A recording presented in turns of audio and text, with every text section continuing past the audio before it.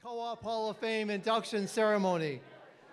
I chair the Board of Directors of the Cooperative Development Foundation. We're your hosts for this evening. Thank you for being here to honor 4 outstanding cooperators and to support the continued good work of the Cooperative Development Foundation. It's fitting that an evening recognizing the lifetime achievements of these 4 inductees should also benefit cooperative development. For 77 years, CDF has promoted community, economic, and social development through cooperatives. Over the past 27 years, CDF has granted or loaned more than $9 million to help people improve their communities through cooperatives. While we're discussing CDF's good work, let me take a moment to thank Leslie Mead, who is retiring after 8 years as CDF's Executive Director.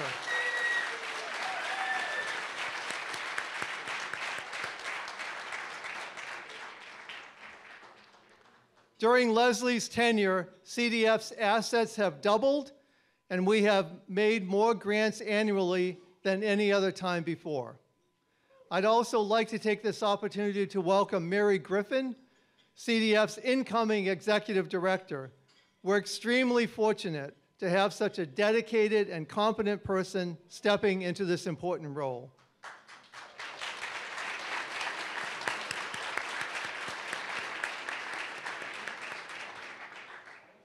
We're very lucky to have such a great staff at CDF, but our work could not be done without the support of the people in this room. I particularly want to acknowledge our Hall of Fame sponsors, CoBank, Gallagher, National Cooperative Bank, National Co-op Grocers, National Rural Electric Cooperative Association, National Rural Utilities Cooperative Finance Corporation, and Nationwide. Thanks also to our banquet sponsors listed on the banners on my right and left, as well as our table sponsors. They're listed on page 23 of your programs. Thanks to all of you. Let's start our meal together with a moment of reflection. Linda Tank, please come to the podium and give the invocation. Linda is Senior Vice President for Marketing and Communications at CHS in Inver Grove Heights, Minnesota. Linda? Good evening. Please join me in a moment of reflection. Life was hard in rural England countryside of the 1840s. There were few jobs, people were hungry, and life expectancy was very low. Many people during this time were also profoundly indebted to shopkeepers who sold food of poor quality. On Toad Lane in Rochdale, England in 1844, 28 working people decided it was time for change. They wanted to be able to purchase quality food at an honest price. This group of 28 individuals saved their money until they were able to open their first store. They purchased their first goods, sugar, oatmeal, wheat, and other commodities, and transported these goods by wheelbarrow 15 miles from Manchester to Rochdale. This store on Toad Lane is where the first cooperative was born and formed the basis for the modern cooperative business model we know today. These individuals, known as the Rochdale Pioneers, were visionaries, not unlike the cooperative visionaries we are honoring tonight. This evening is about celebrating those who have continued the legacy set by the Rochdale Pioneers. Each honoree shares the vision of the cooperative business model and the mission to bring value to member owners and the communities in which they live and work.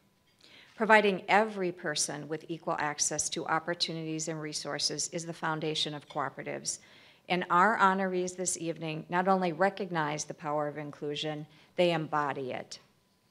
Our honorees, just as the Rochdale Pioneers did in 1844, have embraced change, diverse ideas, different perspectives, and set the table for foundational success for cooperatives for generations to come. So tonight, we give thanks for our honorees and the many contributions they have made throughout their cooperative careers. We wish them continued success, good health, and joy in service to others. We also offer thanks for the meal we are about to enjoy, and we offer thanks for those who prepared it and those who will serve it. Have a good evening.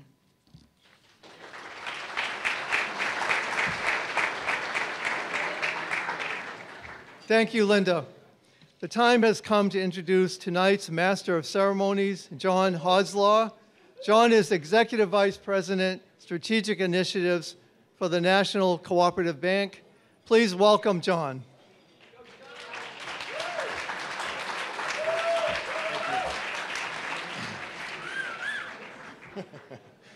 So I see that I'm the only one that got the tuxedo memo.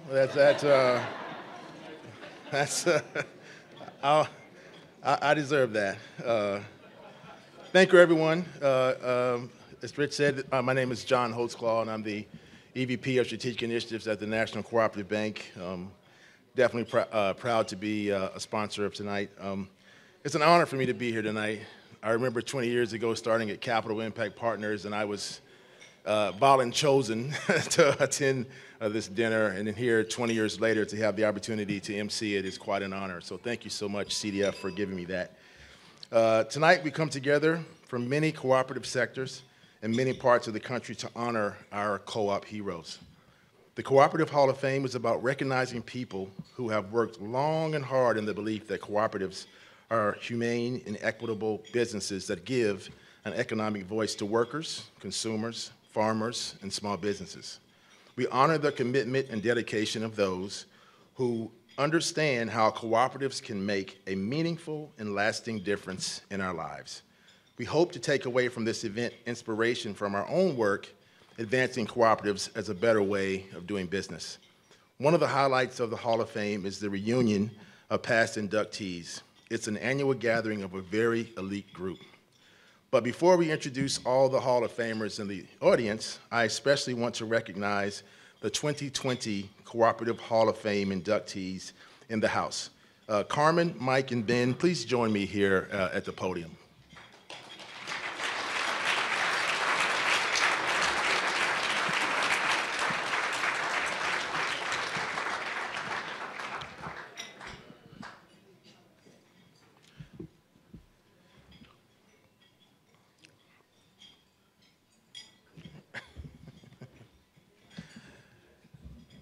The COVID pandemic stopped us from meeting in person last year to honor the 2020 Hall of Fame inductees. Carmen Huertas Noble, tenured professor of law at the City University of New York. Mike Mercer, retired president and CEO of the Georgia Credit Union Affiliates. And Ben Burkett, farmer, cooperative organizer, and state coordinator for the Mississippi Association of Cooperatives. Everett Dabrowski, former chair of the CoBank Bank Board of Directors, could not be with us tonight. Do me a big favor and let's show them our appreciation for their contributions to cooperatives. Thank you. Thank you.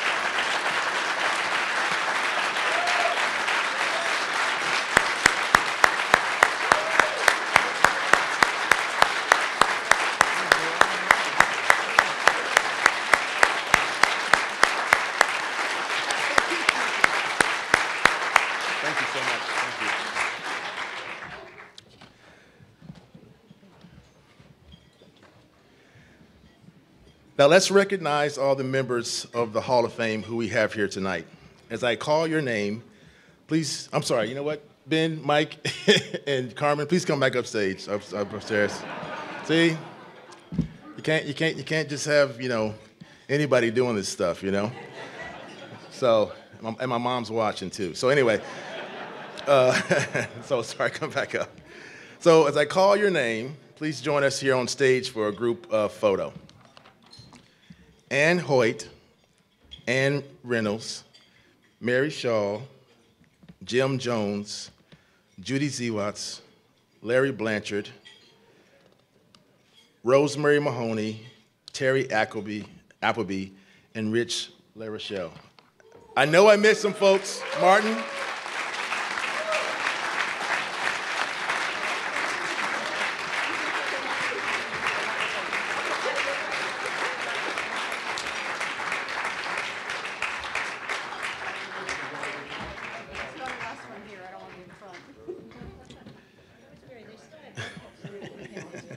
So let me say, you are all our heroes, and we're thrilled to have so many of you with us tonight. For everyone else, the complete roster of Hall of Fame members is in the back of the program. Please enjoy your meal, and we'll be back for the 2020 induction ceremony after the dinner is served. Thank you.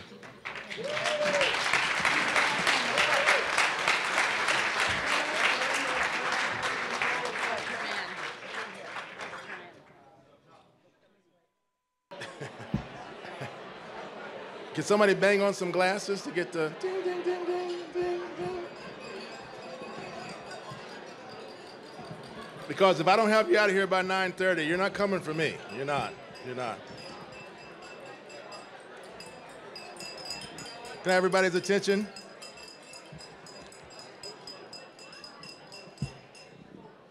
All right. All right. I'm close. All right. Thank you, Ed. Appreciate that. Welcome back, everyone. It's time to get down to business. Stop all the hugging, keep drinking that coffee. We'll keep it moving. Tonight, we paid tribute to 4 outstanding leaders, Clark Arrington, Vern Dosch, Andy Riker, and Karen Zimbelman, who I'm told I need to call KZ. Is that correct? That's what I was told. Each is a true cooperative hero. Their contributions have made a lasting mark on cooperatives and the lives of the people and communities in which they worked. They were recommended for this honor by a selection committee of cooperative leaders who reviewed the many nominations packets received by CDF from cooperatives across the country. The NCBA CLUSA Board of Directors made the final selection. As in past years, those involved in the process did their job extremely well. For those of you who are joining us for the first time, let me give you the quick rundown of the flow of the evening, okay? So each inductee is honored individually. So first with the video, my favorite part of the program, produced for this event. Then we ask the inductee and the nominating organization to come to the podium. The nominating organization will say a few words and present a hand-blown glass sculpture representing the Twin Pines to the inductee. Then a plaque is presented to the nominating organization, and then the inductee has an opportunity to say a few words. So, the key word there being few, by the way. So let's get started with our first award presentation. Our first inductee used his legal training to devise a way for worker cooperatives to raise outside capital while keeping the democratic control of the business in workers' hands. Please direct your attention to the video honoring Clark Arrington.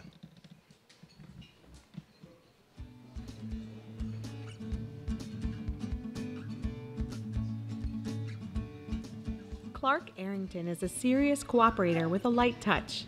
Although he has facilitated cooperative endeavors across continents, sectors, cultures, and generations, friends know him first for his good humor, his infectious laugh, and engaging smile. Clark is a cooperative pioneer by almost any measure. How he came to believe in the power of cooperatives and how he learned to put that power to work on behalf of the disinvested is a story to inspire future cooperators. Born in Philadelphia in 1947, Clark Arrington was raised in the small, tight-knit black community of Lamont in Cheltenham Township, Pennsylvania. He attended grammar school in his predominantly white and Jewish town, where he once saw Dr. King speak at a synagogue. The breadth and diversity of his early friendships prepared him for a lifetime of building relationships across barriers of class, race, and geography. Clark's mother, Florence, who earned a master's degree from the University of Pennsylvania in 1946, resolved to provide her son with the best education available. She sent him to the Palmer Memorial Institute, a prestigious black prep school in North Carolina. At Palmer, the children of black professionals were taught from an Afrocentric perspective, learning about leaders such as Marcus Garvey, Booker T. Washington, and W.E.B. Du Bois, all powerful advocates of cooperatives. But it was Garvey's pursuit of economic power for black people that set Clark on his career path. Upon graduation from Palmer, Clark embarked on a lifetime of barrier breaking. He became the second student from Palmer to attend a white university, Penn Penn State, where he was among the first 2 black persons to be inducted into the Skull and Bone Society. After graduating, Clark became one of the first male lay teachers in Chicago Catholic schools. He taught at Holy Angels, a meeting place for the Afro-American Patrolmen's League and the Black Panthers. Clark was interested in how a lot of people with a little bit of money could gain economic power. It was a question that guided his study at Notre Dame Law School and led to a job specializing in investment management at the Securities Exchange Commission, where he was one of the agency's few black attorneys. Armed with legal training and bored with his relevant but unengaging work at the SEC, Clark looked for a way to build economic power for Black Americans. He took a job at the Center for National Policy Review, where he worked to create community-owned venture capital and loan funds. At CNPR, Clark's interest in capital formation encountered the cooperative model. Working with the Federation of Southern Cooperatives and the Minority Peoples Council on the Tennessee-Tombigbee Waterway, Clark found a way to make the economic benefits of a $2 billion project flow to the black communities most affected by its construction. Clark calls his experience at the Federation transformative. Until then, he was a confirmed capitalist, looking for ways to gain economic power through that system. But Clark learned from Hall of Famers John and Carol Zippert that there was a better way. Cooperative economic development was the best path to achieve Garvey's ideal. Clark became a radical trailblazer in cooperative finance, finding innovative ways to allow worker-owned, social justice-minded businesses to raise capital and be profitable. Most notably, while Clark was general counsel of the ICA Group, he was called in to advise Equal Exchange on ways to raise capital for expansion without endangering worker control.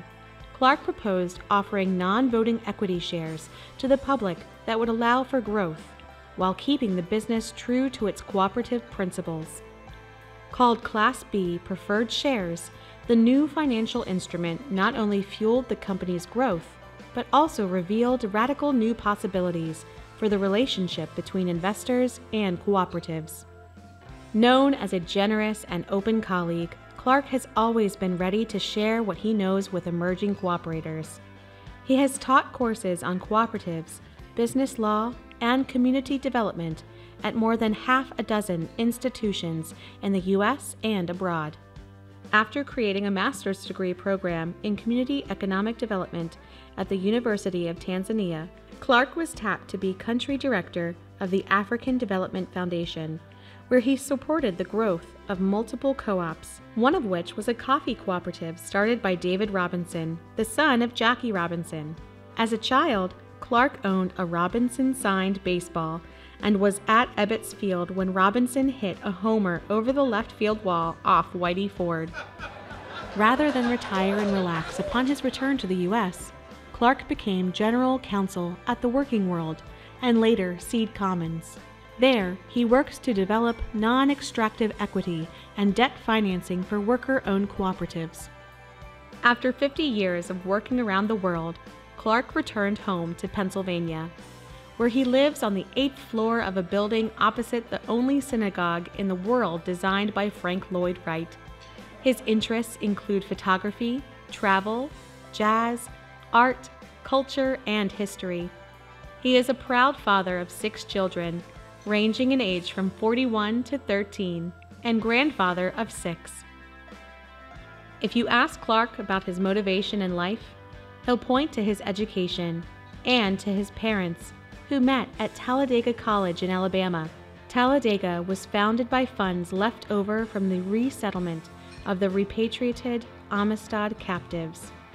Clark argues if it weren't for the bravery of those rebels and the creation of that college, his parents would have never met, and therefore he would not exist. The connection has given him clarity about his purpose, a sense of mission to create radical change. For embracing his role as a radical changemaker, for leveraging millions of dollars of new investment for social justice cooperatives, for creating innovative financial structures to support economic democracy, and for providing decades of support to emerging cooperators, we recognize Clark Arrington with induction into the Cooperative Hall of Fame.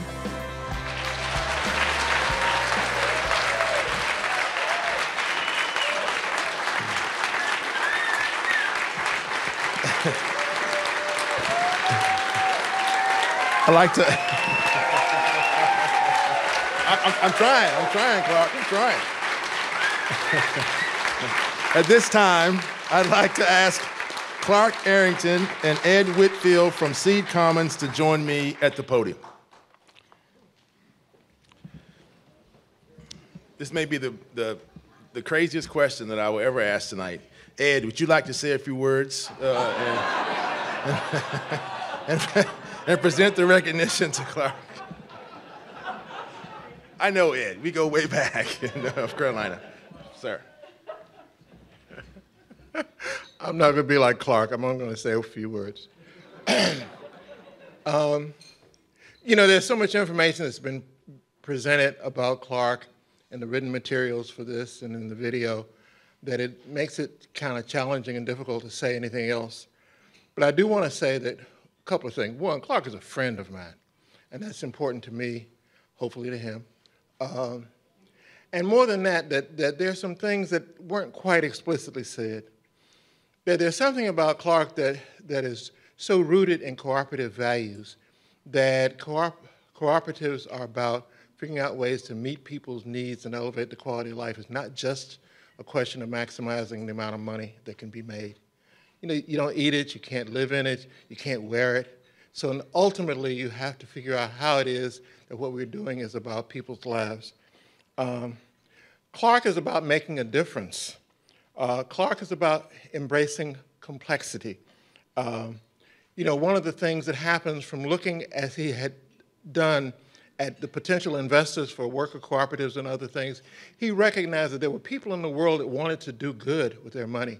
So he embraced the complexity of the fact that there were some people who had those intentions, even while recognizing the evil that existed around him, because he also stood up to Jeff Sessions when he was working for the Federation of Southern Cooperatives. So it's not all about people trying to do good things. Clark is somebody that recognizes that we are able to create structures to meet our needs as opposed to just simply finding something. So if you have a discussion with Clark about a land trust, he said, oh, maybe a land trust would be the best thing, or maybe we need to create something new and different from that to meet the needs that you have. Clark is about inspiring and mentoring young people, young professionals, where he has accumulated a group of people across the country. Everywhere he goes, he seems to be able to find new young people to draw into a circle of working around the values that we all express and care about. Clark is about making connections. Clark is about telling stories, and you're probably getting ready to hear some. And last thing I want to say, he's about learning and teaching.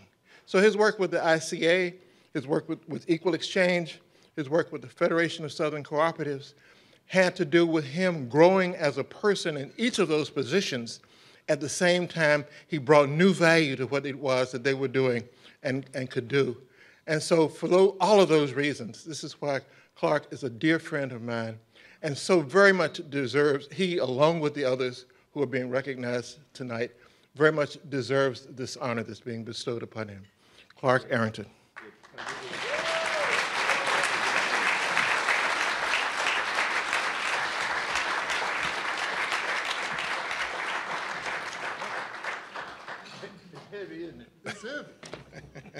So, Ed, please accept this plaque on behalf of Seed Commons. It's got a lot of words on there. I got to be able to read. Thank you very much. We need to post some photos real quick, then we're going to set the stage for Clark. Is that okay? Okay, sure. Okay. So, Yeah, just turn around.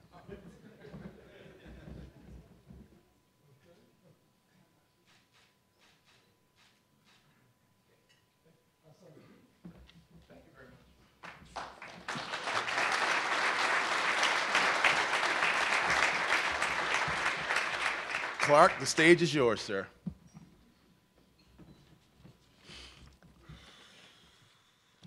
Well, thank you. And I'm doing what Marilyn told me to do, and that is to sort of feel this podium and try to get a feel for all the people, not just Hall of Famers, but heads of state, governors, et cetera, that have spoke before this podium. So I'm feeling very honored. I'm feeling very blessed. So thank you.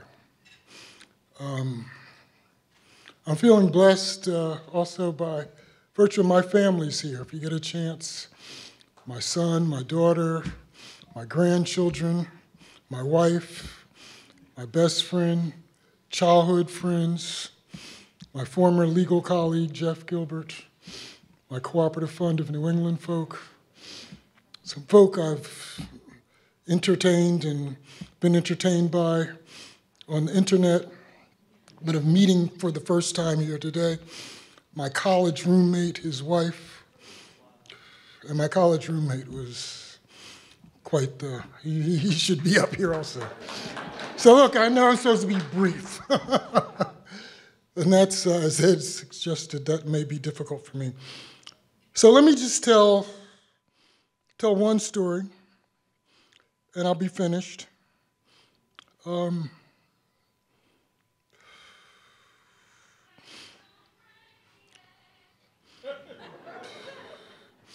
It's a tough story in the sense that it really epitomizes one of my most pleasurable moments. And as my boys, my fellows, my brothers would tell you, I've had some pleasurable moments. But at Equal Exchange, and my Equal Exchange folk are not here per se, but Urban Kroll is here. And Urban, for you guys who know Urban, I don't know where Urban is in here, but but for you guys who know Urban, probably not the easiest guy to get along. I mean, one of the things I identified by Urban was that he's either going to run it or he's going to ruin it. So, I mean, that's working with genius. That's working with brilliance. So at Equal Exchange, I was general counsel, chairman of the board, capital coordinator, and counsel for Urban Kroll, between the powers that be and Urban. But Urban was focused on our faith-based, our value-based, our moral, ethical aspects. You know, Equal Exchange was started by a group of sisters, some nuns, Catholic nuns. They were the ones who invested in Equal Exchange, particularly the Adrian Dominicans, the Sisters of St. Mary's, the Sisters of St. Joseph, a host of them.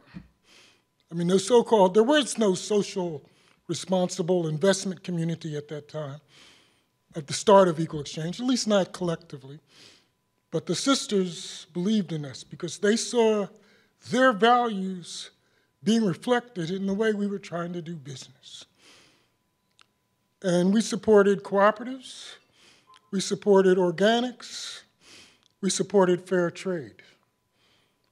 And Urban took that and said, I'm going to develop a program, a marketing program for this coffee company that's going to foster relationships between religious, faith-based communities and business. Unheard of.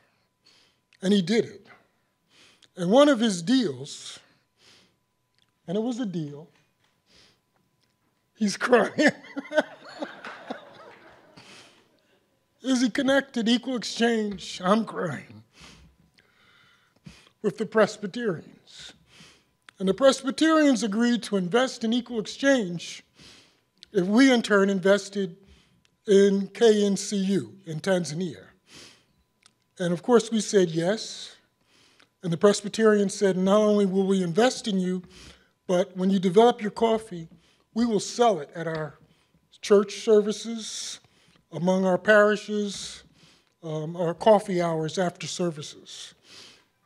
And so we did. We created a coffee called Cafe Jubilee, because it was year 2000. It was a Jubilee year, and Jubilee means forgiveness of debts, biblically. And so we subtly said, okay, we'll do this as a forgiveness of debt deal and support a cooperative. And in fact, support the oldest cooperative in Africa. KNCU stands for Kilimanjaro Native Coffee Union. Native meaning they had to include that to make sure people knew this was Tanzanians, this was Africans. And the Presbyterians in turn, and this is what touches me, and I hope this can be shared at some point, but they produced a document in which they supported, they justified, they documented fair trade and cooperatives by biblical scripture. So I have a document that supports what we're doing, what we're about, but based on biblical scripture. And that document moved me. Thank you, Urban. And I'm glad he's got his own spot. Now, on the other side of this deal, later I was to find out that in 1968, Miles Davis had invested in KNCU. And I'd been doing some research because I work with some feminist groups, as Ed will tell you, and sometimes I'm not so much politically correct. And I suggested when they mentioned cooperation, I said, yeah, it should be cooperation like sweet honey in the rock, like Miles Davis. And woo, it's Miles Davis? We'll go with sweet honey in the rock, but that Miles Davis. And so, I mean, with my daughter and some other friends, I said, okay, let me do some research here. And I found out that the album, Filet Stay Kilimanjaro by Miles Davis in 1968, was based on his experience with KNCU. He had invested in 1965. Album came out in 1968. And then I realized, like, Urban, you connected me to God, and you connected me to God, Miles Davis. Thank you. Thank y'all, folks.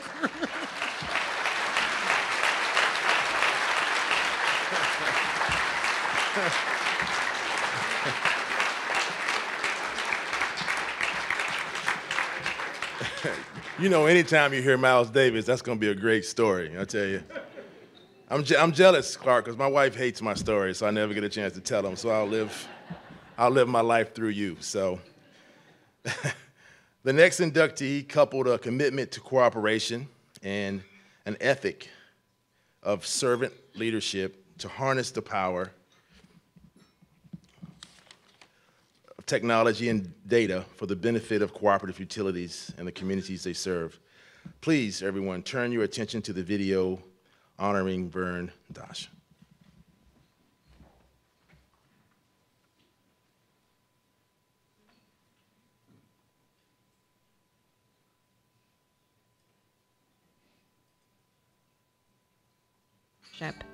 In his 45 years in the rural telecom and electric industries, Vern Dosch always put people and service first with impressive results. National Information Solutions Cooperative, or NISC, the information technology cooperative he helped create, is recognized as an industry leader with 1,200 plus employees and more than 850 member systems that serve approximately 20 million customers in all 50 states, Canada, American Samoa, and Palau.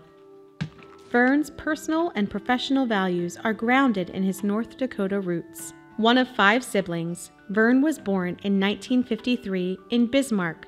He built a life proximate to the places and people he loved as a child. Although he often traveled more than 1,000,000 miles a year, Vern will tell you there is no better place than Bismarck, Mandan.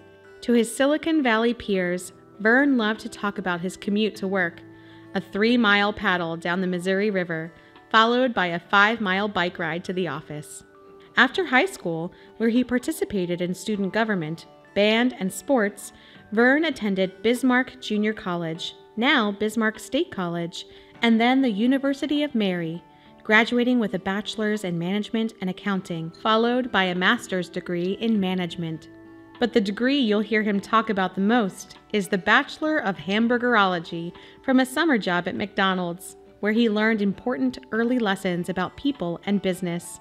He is proud to have scooped the very first bag of McDonald's fries in Bismarck in 1971. At University of Mary, Vern met 2 women who were to have lasting impacts on his life. The first was Lynn, who would become his wife. The second was Sister Thomas Welder, the college president, who Vern credits with teaching him the value of cooperative endeavor and who demonstrated the daily practice of servant leadership. The servant leader, Sister Thomas taught, is called to listen humbly, love ardently, and serve cooperatively for the common good. Vern's grandfather, who was an original incorporator of Beck Communications Cooperative and Chem Electric Cooperative, also showed the way. Following his grandfather's footsteps, Vern went to work for Capital Electric Cooperative 2 days after graduation. He moved next to Basin Electric Power Cooperative and then North Central Data Cooperative, where in 1992 he became general manager.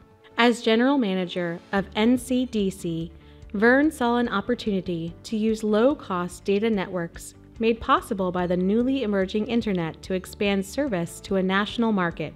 He proposed a merger with Central Area Data Processing in Missouri, a major endeavor involving a multi-million-dollar rewrite of the 2 companies' software platforms.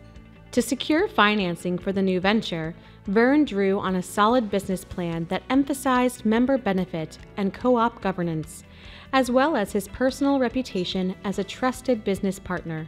On the very day he traveled to Washington, D.C. to seek support from the National Rural Utilities Cooperative Finance Corporation, he secured a $6 million line of credit. But membership support is what really mattered to Vern, and membership is where he found the funding to make NISC possible. In a March 2000 vote, 98% of the merging company's membership supported the consolidation, and members provided all of the necessary capital. NISC never needed to draw down on its CFC line of credit. Today, the company reports an annual revenue of more than $200 million. Another guiding principle for Vern is do the right thing, always. It's a message that permeates NISC's culture. Employees are encouraged not to worry about bureaucracy, but to solve problems where they see them.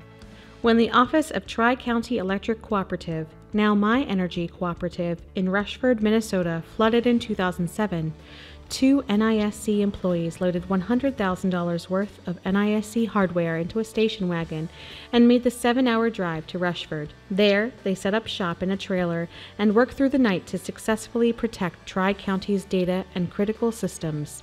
In his 2015 book, Wired Differently, How to Spark Better Results with a Cooperative Business Model, Servant Leadership, and Shared Values, Vern shows how a company with service-oriented leadership and collaborative culture can achieve excellence and profitability. NISC was his case study. Today, NISC serves 873 independent broadband companies, electric cooperatives, and other public power entities. Employee turnover is half the national average. NISC has held a place on Computerworld's Best Places to Work in IT for 19 years and was recently recognized as one of the elite top 50 for customer service by Help Desk International. Vern shares his message of excellence through servant leadership nationally. He is active in local and national efforts to advance the cooperative business model, lecturing on ethics and leadership at the University of Mary Washington in Virginia and at North Dakota State University.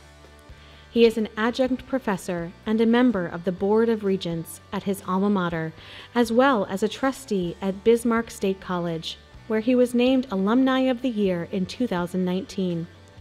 He is the 2020 recipient of Prairie Business Magazine's Leaders and Legacies Award. He serves on the board of the Rural Electric and Telephone Credit Union, as well as the boards of multiple community service organizations and businesses. His most recent accomplishment was receiving an honorary degree from the University of Mary in 2021, Doctor of Leadership, honoris causa, which exemplifies his profound service and leadership to the university and to the community. When Vern retired from NISC in January 2020, he wasn't free to relax for long.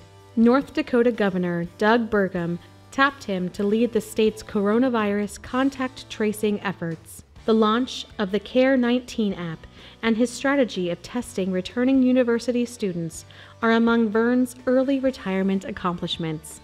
Other retirement plans include spending time with Lynn, their 3 grown children, and 6 grandchildren.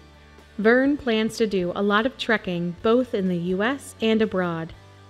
When he's done hiking, biking, swimming, and gardening, he might have a little time left to spend with the 500 books in his personal library. Vern Dosch's profound commitment to cooperative principles runs through his character, his business dealings, and his approach to life. For his daily demonstration of servant leadership, his vision, and heartfelt belief in collaborative decision-making, we honor Vern Dosch tonight with induction into the Cooperative Hall of Fame.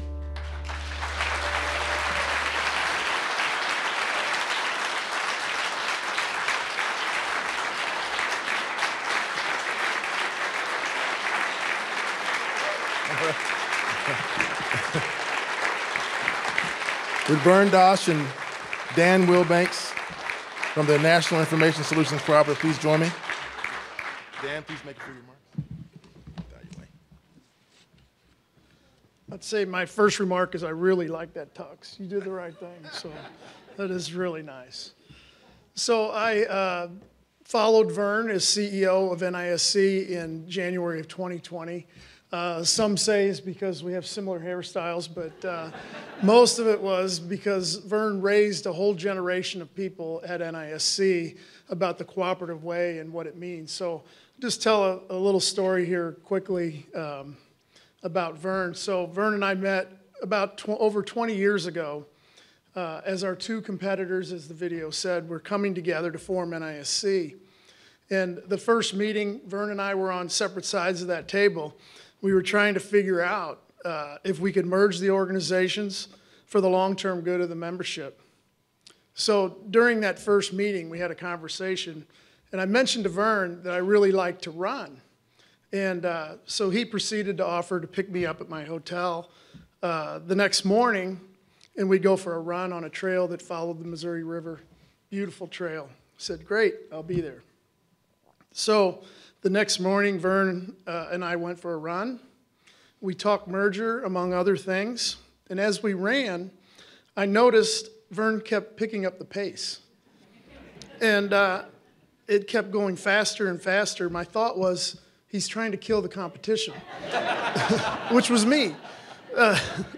So with my lack of fitness very apparent to Vern at that point, I convinced him to slow down, and we could walk back to the hotel, and we could talk, and the conversations began at that point.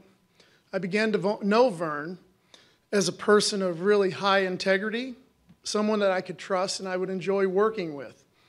His motives were clearly doing what was best for the organization and our members. At NISC, we're a technology cooperative, and our main concern many times is on the latest cloud technologies, software products. But Vern not only understood that, but he also understood that our organization's culture in creating an environment of servant leadership and concern for our members, our employees, and the communities that we live in and serve was also very, very important. Vern's legacy is really broad within NISC and within the industries that we serve. It can be summed up in service and concern for others. He has a deep belief in the cooperative business model being the best way to accomplish our goals as NISC and our members' goals. Vern established a culture of servant leadership that NISC thrives today and has touched many throughout his long career with this kind approach to doing business, as well as his genuine concern for all of those who have a good fortune to meet him. He has instilled the notion that serving our members is the most important part of our cooperative, and has taught many of us that if you focus on your cooperative members, everything else takes care of itself. So tonight, I am humbled and honored to introduce my friend and worthy new member of the Cooperative Hall of Fame, Mr. Vern Dosch.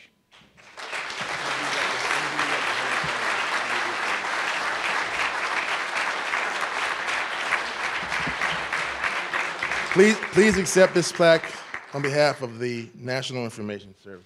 Please.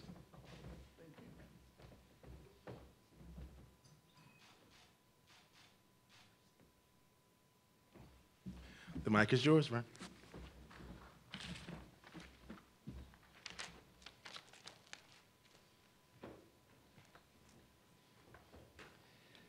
Well, that was really nice and a bit uncomfortable. Some of you may remember Paul Harvey, and I'd like to call upon my wife right now to come up here and tell you the rest of the story.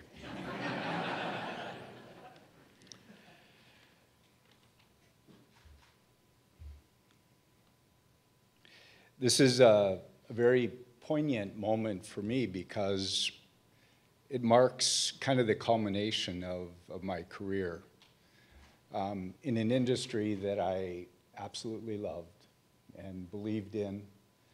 I look across this room at the cooperative giants. I mean giants. And as they say, I realize that I stood on their shoulders for the last 45 years. I wish I could tell you that I had this all planned, that I was in the university all ready to go to work for the co-op cause. But that wasn't the case. I was simply a young, inexperienced, wet behind the ears, idealistic college graduate that was looking for a real job, unless you counted picking rocks in Emmons County or managing a McDonald's a real job. I so vividly remember my first day on the job sitting in the CEO's office where he was explaining to me the cooperative business model. He would say, you see, we're in business to serve our members, and our members own us, and we make a little bit of profit, but at the end of the year, we give that profit back to them. And I'm sitting there as a business graduate going, what the heck did he just say? I thought you're supposed to extract as much money as you possibly can from your customers. And here we are giving it away.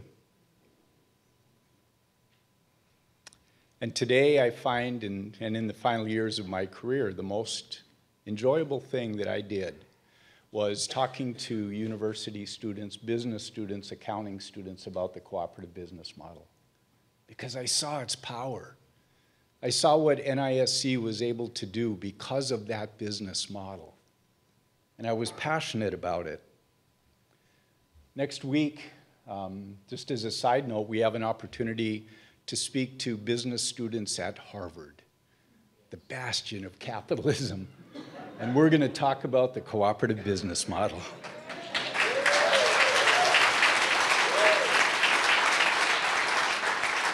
Well, fast forward in my career, I literally spent all 45 years in technology, and it was such a blessing to be in this industry, working with technology. I mean, it was a time of Moore's Law, and the processing power was increasing, doubling every 18 months, and the price was dropping by 50%. And it was our challenge every single day to keep up with that dramatic pace of technology. In 45 years, there was never, ever a dull moment as we moved our software from manual processes to huge $1 million mainframes to a distributed environment to hybrid and cloud and everything in between. In those days, NISC was really a struggling startup.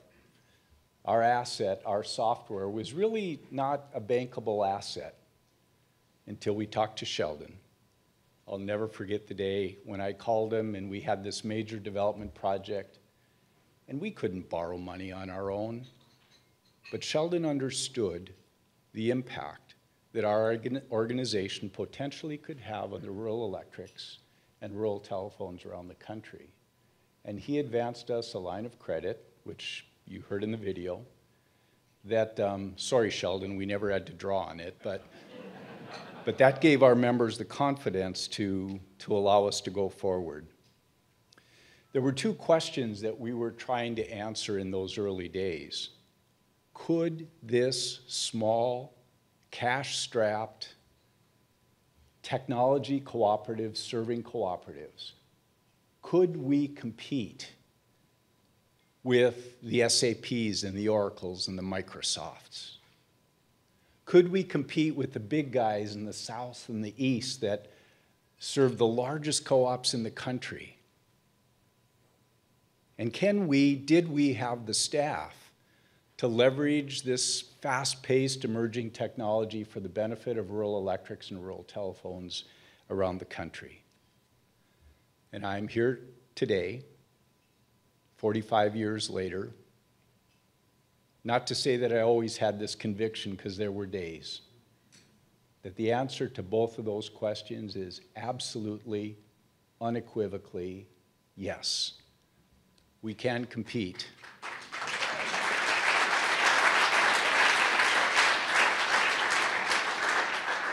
Margaret Mead is quoted as saying, "Never doubt that a small group of thoughtful and committed citizens can change the world." I'm not saying we changed the world. We had a very little piece of it.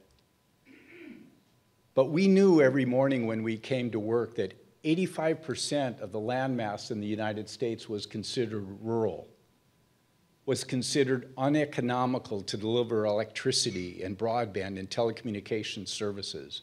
And we had an opportunity to leverage technology to facilitate that deployment. I'll be the first to admit that we were probably a little naive as to what we could accomplish and how expensive it would be in the time that it would take. But I'm here today to tell you that the reason that we were successful is hands down because of our cooperative business model. While our competition ran their business based on quarterly calls to analysts on Wall Street, NISC planned long term. While our competitors were focused only on expanding the wealth of a few and improving shareholder wealth, we focused on building a culture that allowed us to care for our employees, invest in them, and protect our members. While our competitors were feeding the insatiable demands for higher earnings and higher stock prices, we operated on single-digit returns and invested every penny we could get our hands on in research and development. While our competitors were doing the hard sell to increase their customer base at all odds and at all costs, we chose to pick our partners carefully and protect our members. As I look over my shoulder today, I realize that these are the golden years for cooperatives. That people want to work for companies that they can believe in, that consumers want to buy from organizations that have a real and an honest conviction to protect them and to protect their environment. So today, as we experience this almost surreal opportunity to be inducted into the Hall of Fame, there is only one word that comes to mind, and that is gratitude. Gratitude for my wife, who gave up her career so I could chase around the country chasing my career, who many times was the dad and the mom to our kids when I wasn't home. To our kids and grandkids, I guess I have to call you young adults now. To Zach and Skylar, Brittany and Jesse, Jordan, what a blessing. For that interview in 1975 that began my 45-year career. Gratitude for the cooperative business model that allowed us to be successful. Gratitude for a board of directors who didn't know a whole lot about technology, but they had the audacity to think that we could pull this off. And they believed in us sometimes when we didn't believe in ourselves. For an amazing group of colleagues that were my friends, many of them I grew up with together, going through not only our careers, but also the circle of life. For our member owners who were not just customers, but they were our partners. And some of them were our partners for over 50 years. The people in this room, I wouldn't dare to try to mention those of you that have had an influence on my career. JSI, one of our first partners. Thank you for being here.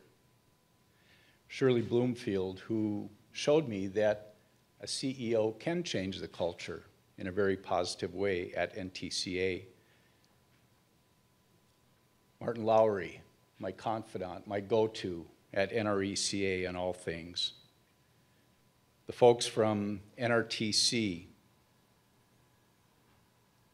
CFC, Sheldon and Rich. Rich would always tell me the true story of how our software implementations were going.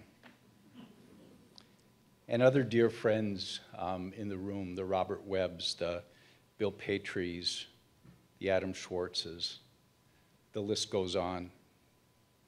But I would close by saying, in the 70s, Mr. Bowman, you would probably sing this song. Chris Christopherson had a great song that I loved and I love today. And the song went like this. Why me, Lord? Why me, Lord? What did I ever do to deserve even one of the blessings you've shown? Thank you.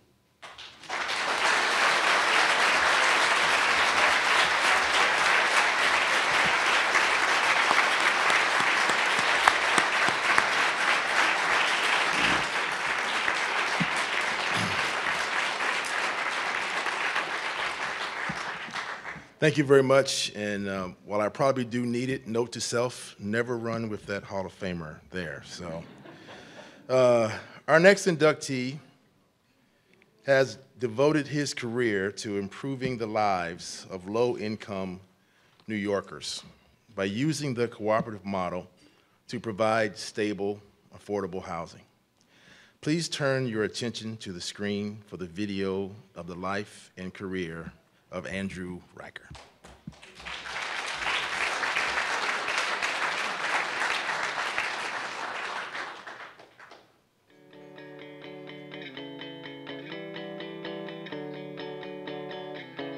Andy Riker was born into a family of community builders in Syracuse, New York in 1951.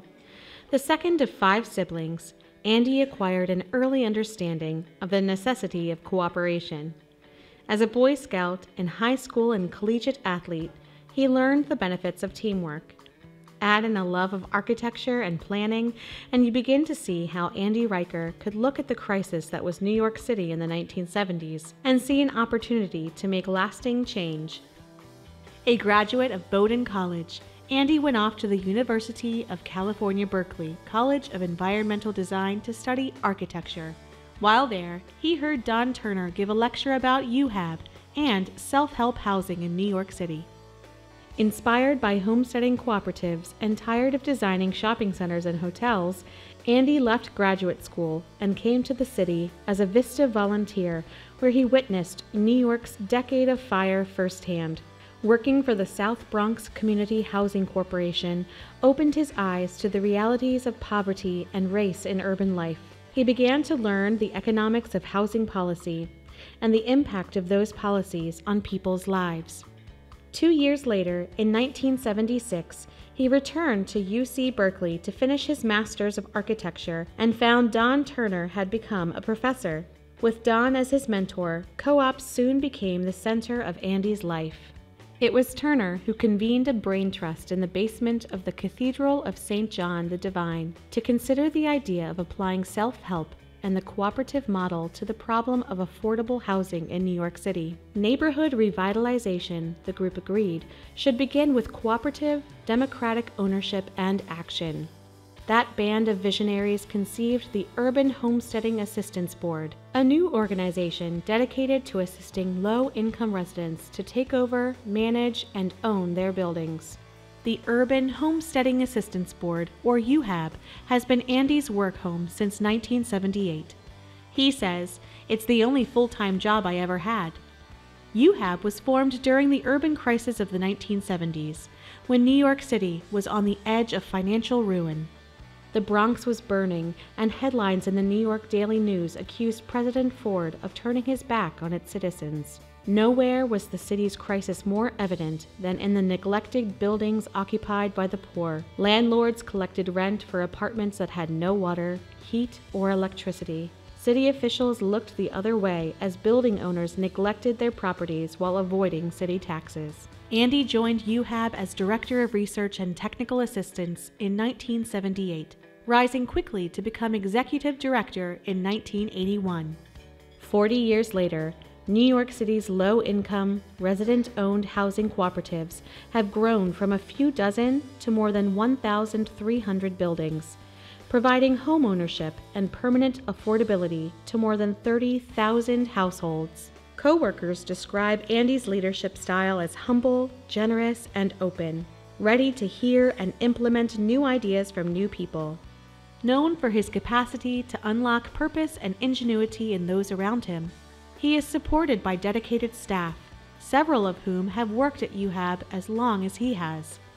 Many former UHAB staff have gone on to leadership roles in government agencies, foundations, and academic institutions. Early in his tenure, Andy had the opportunity to bring his mentor's notion to scale that low-income residents should, could, and would take over their buildings and rebuild their homes and neighborhoods with support from government and technical assistance and training from organizations like UHAB. Andy helped implement the Tenant Interim Lease Program, or TIL, that assists tenants in city-owned and tax-foreclosed buildings to form an association to manage, fix up, and then purchase their buildings as limited equity cooperatives.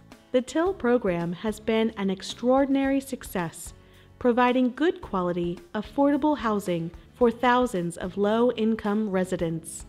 In 1989, UHAB and the Tenant Interim Lease Program received the prestigious Rudy Bruner Award for Urban Excellence. Long-term stability and affordability for housing cooperatives is of paramount importance to Andy. To help co-ops stay independent and strong, UHAB introduced insurance, accounting, and bookkeeping programs and offered prepaid legal assistance and training. UHAB education programs teach tenants everything from how to run a heating system to how to run an efficient meeting. Andy continues to apply his creativity to the important issues of the day.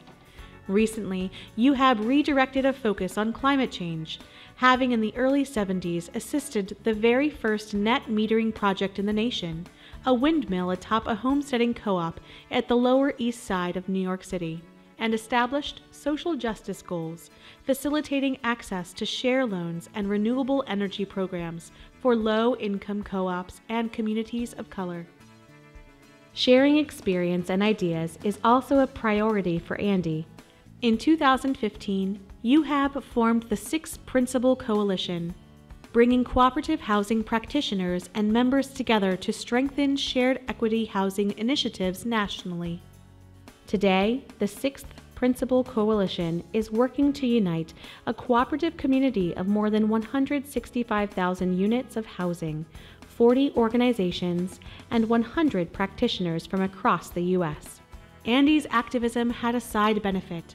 While working in the South Bronx, Andy joined the community gardening group Green Guerrillas, which had just begun a green takeover of abandoned lots in the city's poorest neighborhoods. There, Andy met fellow volunteer Tessa Huxley and began a deep friendship that would lead to marriage in 1990.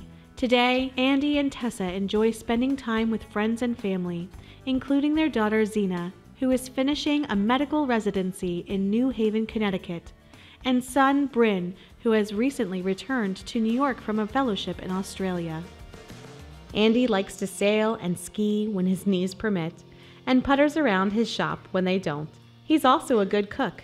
On fall and winter weekends, you can find Andy in the kitchen, making apple pie with his grandmother's recipe. Andy has been an avid bicyclist since grade school. If you are out early in Lower Manhattan, you might pass Andy riding his bike from his home in a limited equity housing co-op on the Lower East Side to his office at 120 Wall Street. An architect is someone who imagines buildings, working to solve complex design problems. Andy Riker is an architect of tenant empowerment, working to solve the complex problem of affordable housing.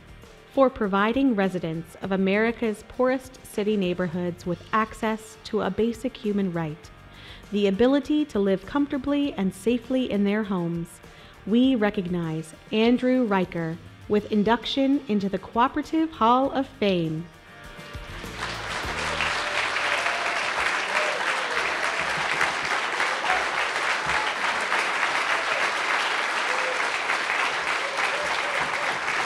Could I have Andy Riker and Chuck Levin from Forsyth Street Advisors join me on the presentation?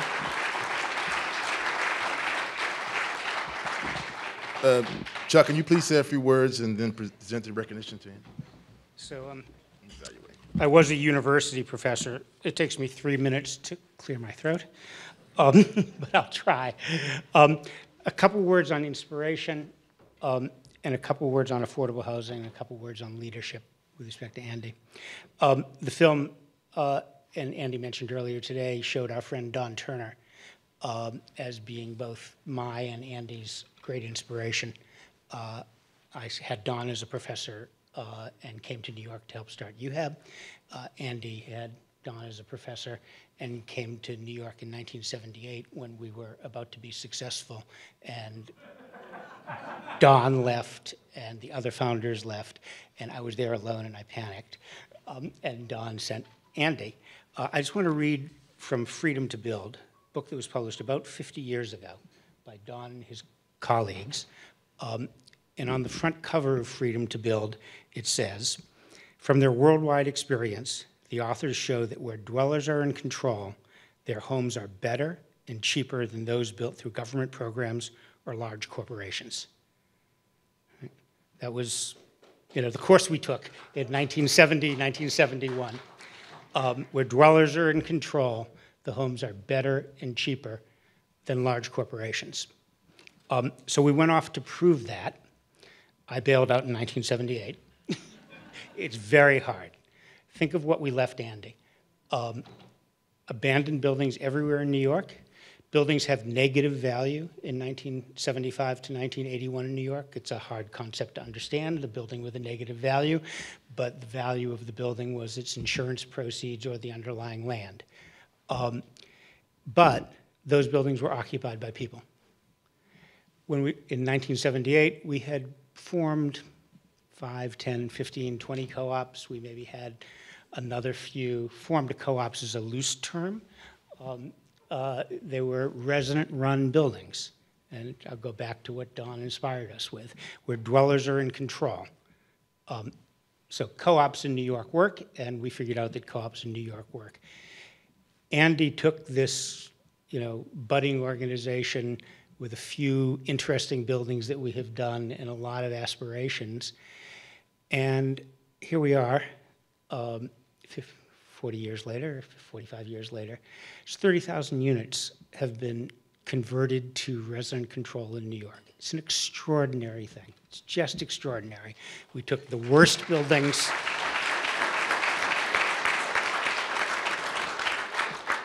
we took the worst buildings in the poorest and most distressed neighborhoods filled with poor people. And without Section 8, without low-income housing tax credits, it's a point of pride for UHAB that we have not done a low-income housing tax credit in the 40 years of that program, which is our nation's major affordable housing program, but it's rental. It's not cooperative, right? Landlord. Sounds like landlord and serf. It sounds feudal. I mean, I know when I was at UHAB at the beginning and I helped to form it with Don, I thought that rental housing was sort of a feudal system and not right.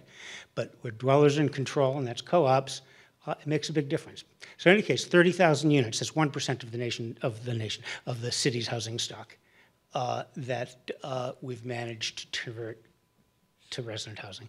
That's kind of a story of inspiration, a story of affordable housing, and I think a call really for more cooperative housing.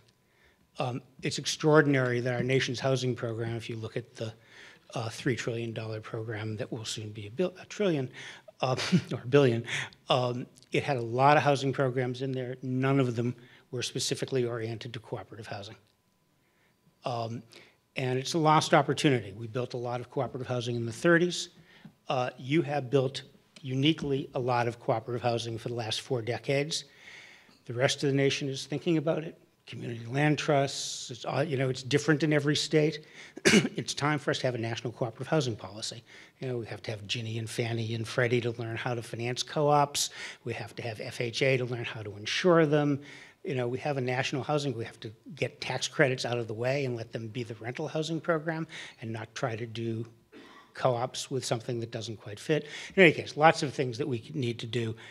Andy has been an extraordinary principled leader about cooperative housing as being the way to empower poor people. And for that, his leadership is extraordinary and his inspiration is extraordinary. I'm proud to have been chairman of the board I kicked myself out, for 30, 40 years. Proud to have had Andy as my friend and co-worker for over 40 years. Thank you.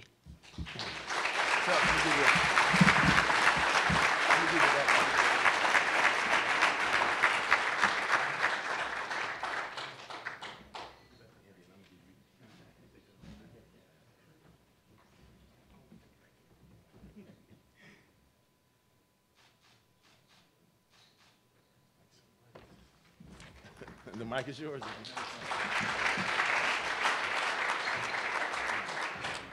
Okay.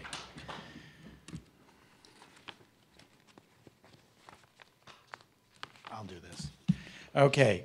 I look forward to the Co-op Hall of Fame each year. I think I've been coming for 20 or more years.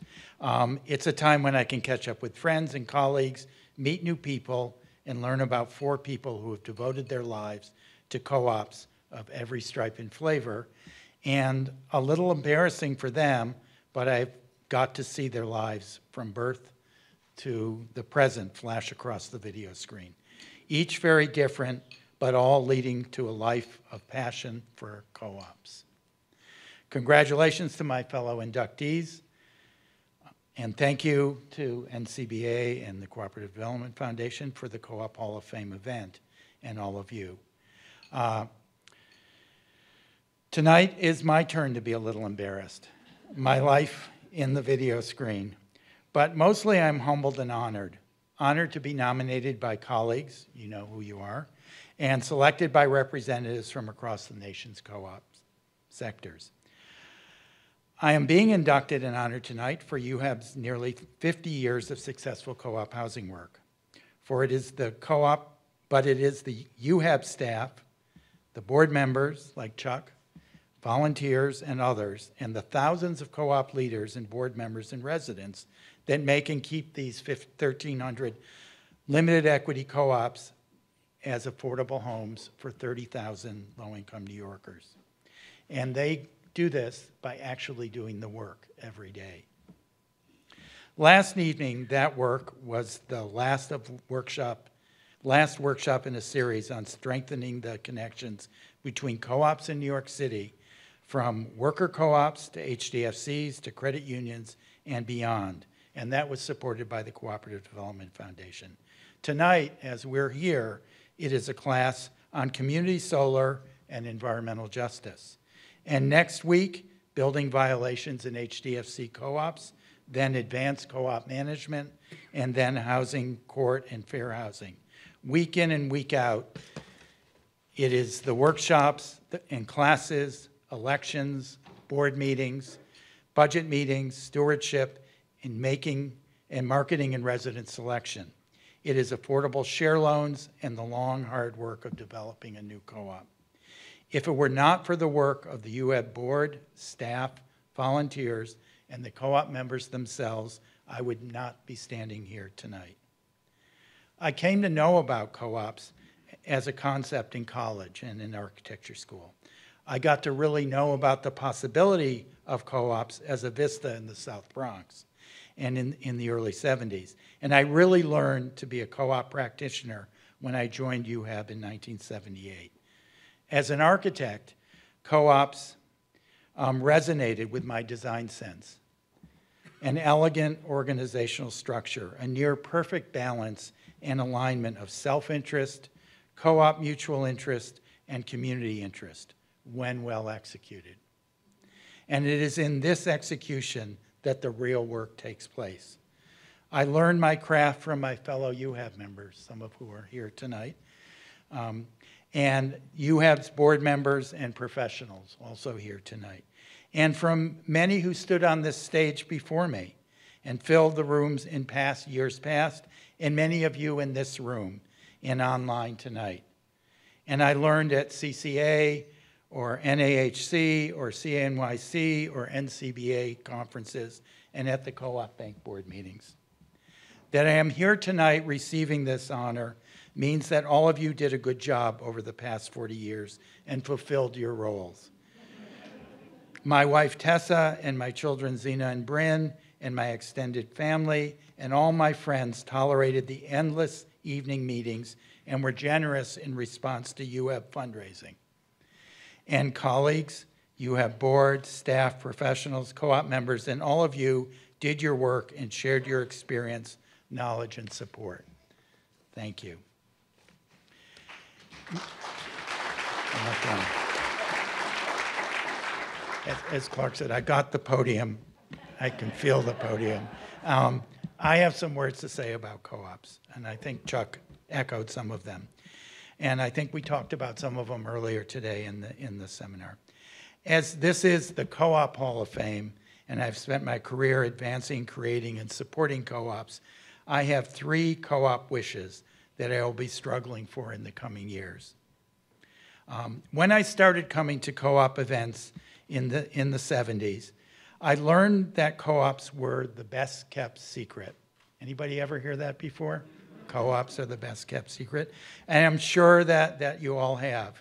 177 years of secrecy is enough.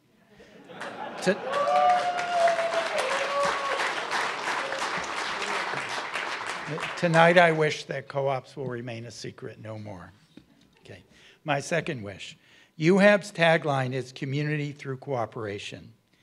In housing co-ops, and in probably all co-ops, community is something that members treasure, not just because it feels good, but because it is proven to help us succeed in our jobs, ensure our kids achieve in school, it protects our health, keeps us safe, keeps our housing costs low, increases our disposable income, enriches our neighborhood, nourishes our soul, and allows us to live out our years in dignity.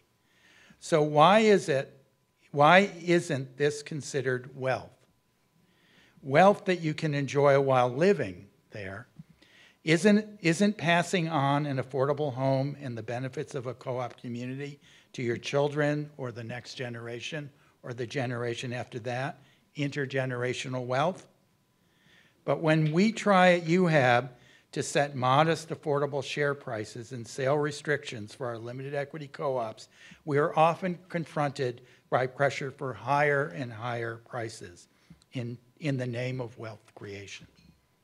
Yet, one of the first things I hear from almost every community that reaches out to UHAB to learn about limited equity co-op housing model is nobody can afford to live here anymore. I wish for a new cooperative definition of wealth that will enable limited equity co-op housing model to bloom again in New York City and in communities across the country so that everybody can afford to live there.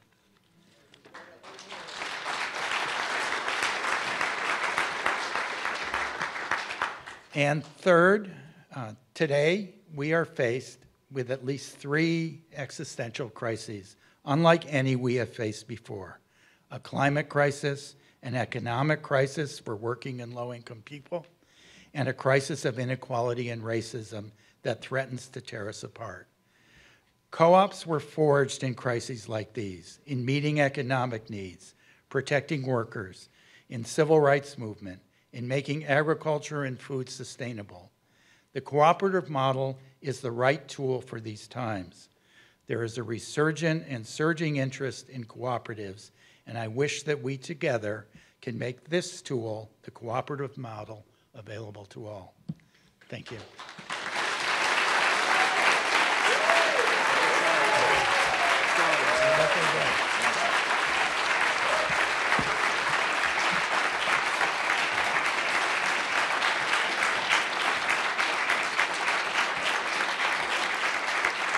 Wow.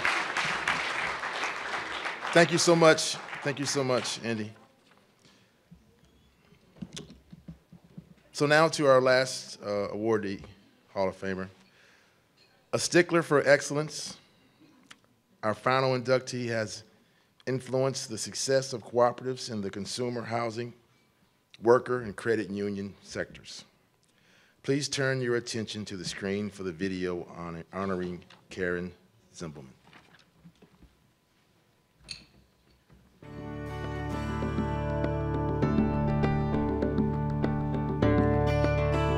Karen Zimbelman, known to all as KZ, is a cooperative pantomath, a person who knows almost everything and to whom everyone turns with questions.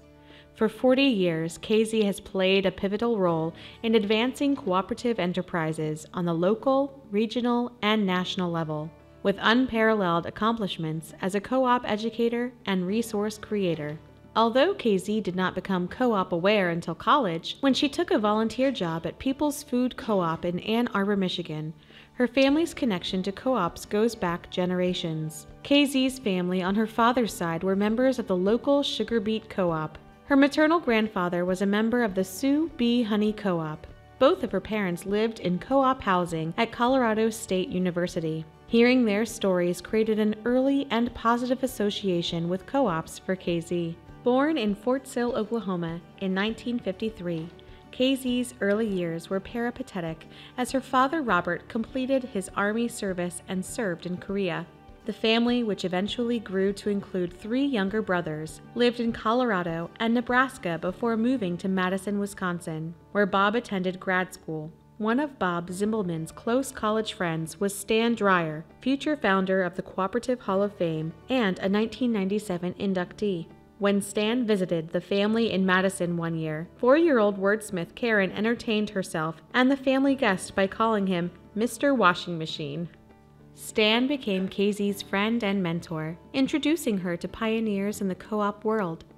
One treasured introduction was to co-op legend Jerry Voorhees, who corresponded with the young student about the importance of cooperative education. Voorhees' letter was a valuable contribution to KZ's master's thesis, which was based on a year spent as a VISTA volunteer with the Michigan Alliance of Cooperatives and NASCO. The paper won a prestigious award sponsored by National Consumer Cooperative Bank. After finishing high school in Comstock, Michigan, where she played the French horn, ran track, played field hockey and basketball, and was on the cheerleading squad, KZ attended Michigan State University. After graduation, KZ taught junior high for 3 years, during which time Irvin Magic Johnson made a brief appearance in one of her classes. She earned a graduate degree from the University of Michigan's School of Natural Resources and Environment in 1982. Before beginning grad school, KZ took a summer job as an environmental educator on Fogo Island, Newfoundland, where she had a co-op epiphany. On a boat ride into town, she witnessed a seafood processor strike and noticed that all but one of the processing plants were shut down. The lone working plant was a co-op. The contrast she saw on the docks that day made an impression on KZ that became a vocation. Armed with a rich education and informed by her reading of Jerry Voorhees and Murray Lincoln, KZ embarked on a career as a co-op educator at the North American Students of Cooperation, where she developed board trainings. Former NASCO Executive Director and Hall of Famer Jim Jones, recognizing KZ's brilliance and tenacity, credits her with returning the struggling organization to stability. KZ was then recruited to direct CLUSA's consumer outreach program, where she became known as the gravitational center of co-ops, connected to both co-op pioneers and younger co-op innovators. From there, KZ moved on to become Director of Membership at North Coast Co-op in Arcata and Eureka, California. At North Coast, KZ met her future husband, Chris Koppel. Chris was General Manager and founder of a worker co-op, Restif Cleaning Service Cooperative. The two discovered a common bonding love for co-ops. KZ and Chris live in Eureka, where they enjoy birdwatching, hiking, and duplicate bridge. They also love dogs. Having cared for 5 in their 34 years together, KZ and Chris are grand friends to Sage and Solon Waters, with whom they have shared many exciting adventures. After 2 years at North Coast, KZ began consulting with cooperatives and serving as Executive Director of the Cooperative Grocers Information Network. Under KZ's guidance, CGIN became a vital consumer co-op resource with an extensive library. Through CGIN, small food co-ops and startups were able to connect with larger and more established food co-ops to network and share resources.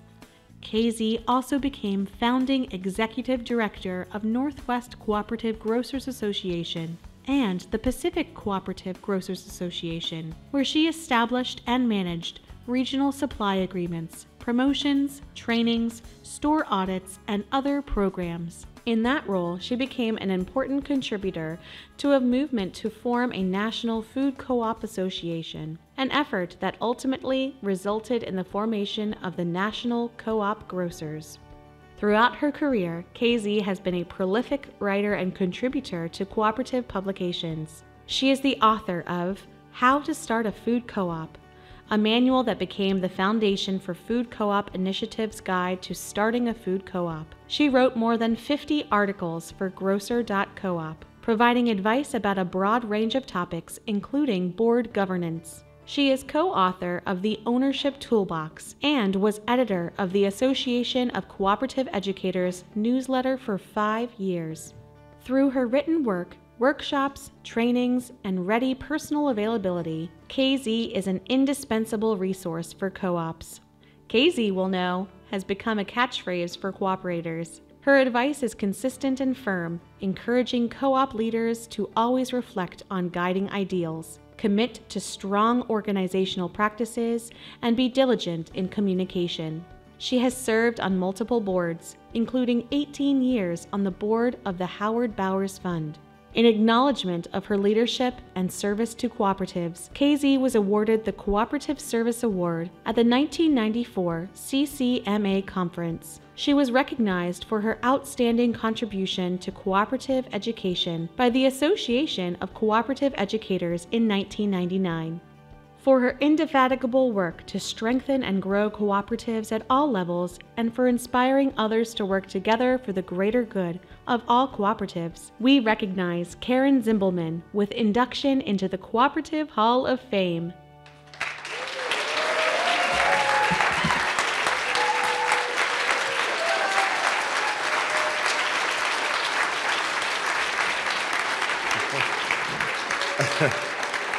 I'd like to ask C.E.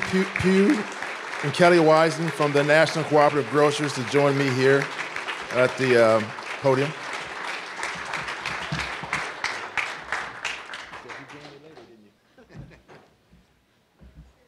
That was fun. French horn, I didn't know that.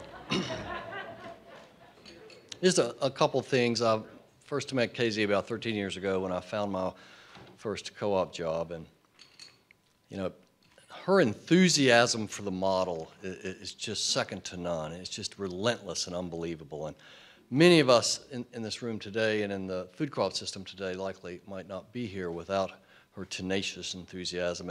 And she always sought out anyone new to the system, and I'm sure when she came across me, she thought, well, she had her work cut out for her to try to teach me the cooperative model, but she did, and she stuck with it, and just so grateful for all of us that have known her and what she's done to just a relentless commitment to the model to help us see the value when often it's tough. It's a tough model, as you know. You know, you wouldn't pick it because it's easy. You pick it because it's better, but it does. We've all benefited from her work. Secondly, just a relentless networker, putting people together. Anywhere she met, oh, you need to meet so-and-so, or so-and-so needs to meet you. You could help them with that. And you heard a little bit about the information network she developed and ran to facilitate the exchange of ideas and the peer networking within the system. It's been so valuable to our organization. And then finally, her attention to detail. That can be just, you know, mind-numbing sometimes, but it's so useful because she recognizes the importance, the value of formality and institutionalizing things, so to give them life and longevity. You know, any of us can create anything for a couple of weeks, but if you want to create something for multiple years or decades, then you need process and you need documentation, and she never let us forget that. And so I'm exceedingly grateful, and I'm sure I speak on behalf of the entire food co-op sector and other sectors that she's touched. What a tremendous pleasure it is to see you achieve this award.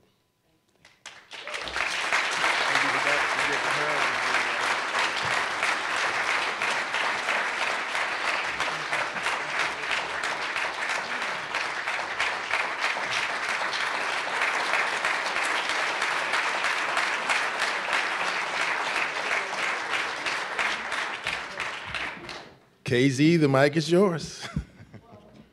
After he calls me picky detailer?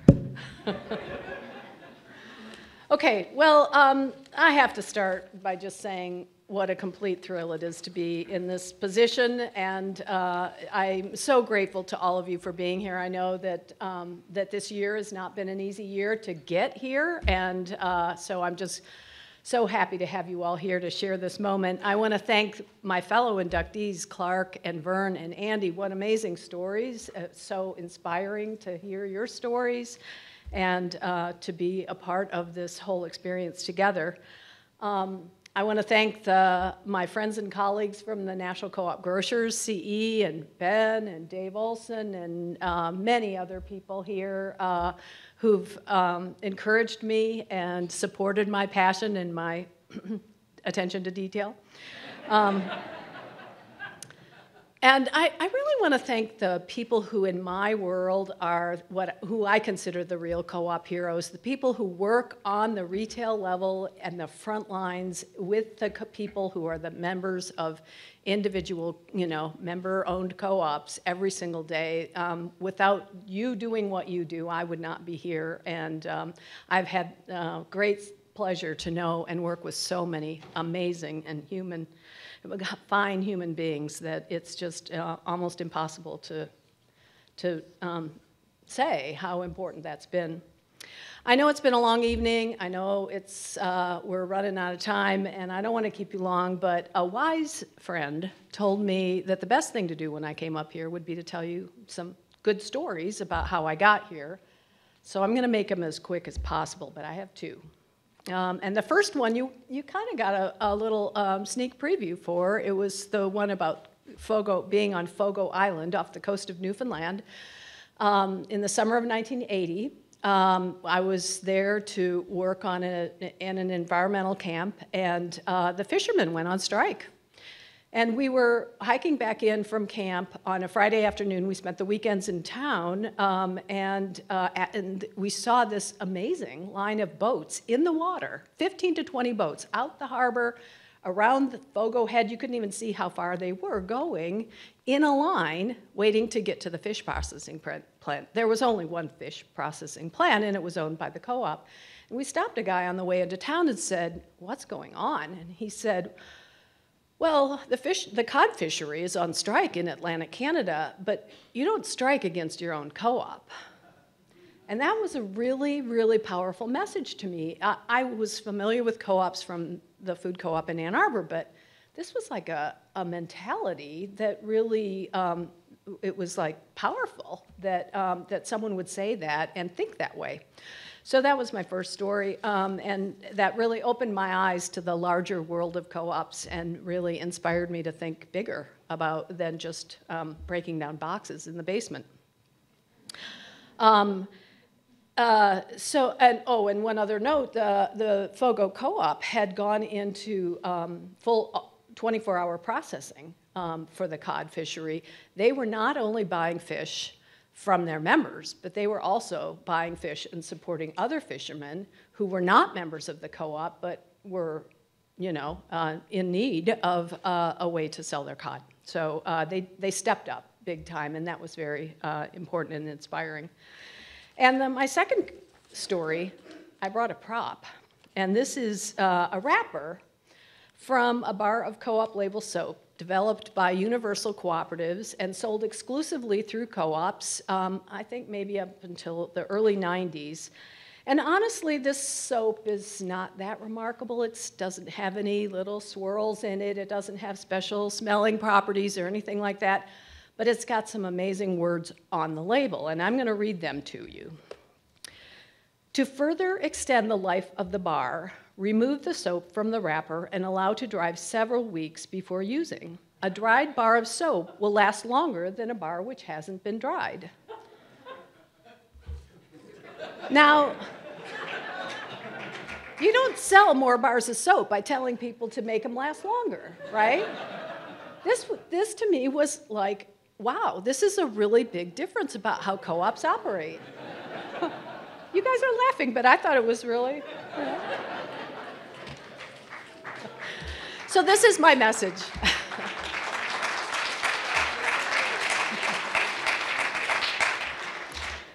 This is my message and my aspiration for all of our co-ops. I hope that we all remember what it means to be a co-op and make sure that we operate in a way that makes a statement about who we are and how we are different every single day. Let's remember that how we act every single day in big ways and in little ways makes it clear to our members that they come first, and that's how we co-op.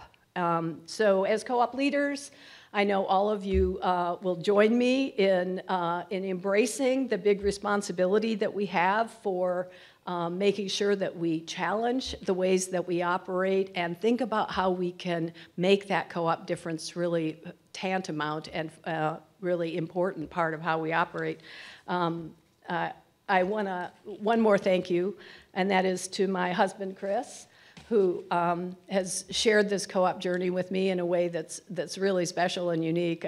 There aren't very many people who get to talk about co-op law and co-op obscure governance practices when we're walking the dog together, and that's been a great part of it. So thank you all for being here. Thank you for sharing this moment.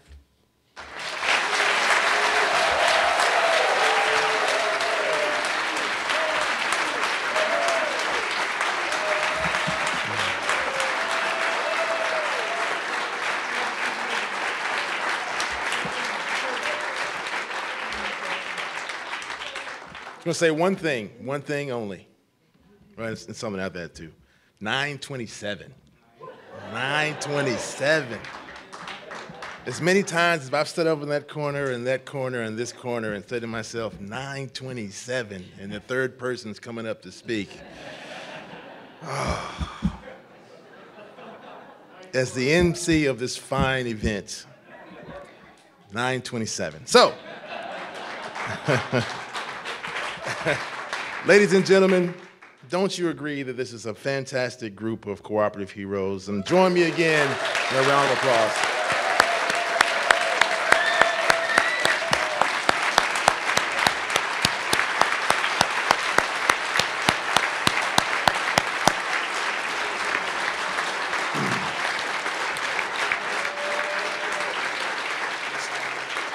So plaques commemorating tonight's inductees will join those of past inductees in the Cooperative Hall of Fame and will hang in the NCBA CLUSA offices here in the district. Also, the videos and the bios of the 2021 inductees will be added to the Hall of Fame website, heroes.coop. And that brings us to the end of our program. Once again, congratulations goes out to all of the inductees and their families. Your leadership, dedication, and accomplishments inspire us all. Bit of housekeeping. First of all, we'd like to ask that all the inductees, their families, and other plaque recipients go to the First Amendment Lounge this way for photographs as soon as we adjourn. We'd like the first photos to be of all the new inductees together. On behalf of the Cooperative Development Foundation, thank you all for joining us tonight. I hope the program tonight has renewed your commitment to the power of co-ops and the good that they can do for people. We look forward to seeing you next year when I will not be the MC for the 2022 Cooperative Hall of Fame.